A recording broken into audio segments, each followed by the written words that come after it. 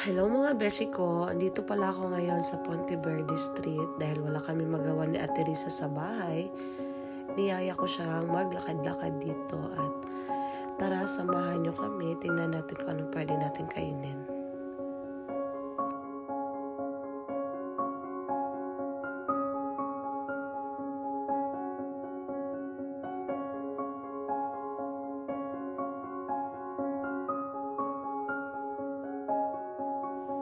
As you can see, maraming pagkain ang nakatinda. May pares, street foods, sisig, halo-halo, barbecue, Korean food. Depende na lang sa inyo kung ano yung gusto nyong kainin.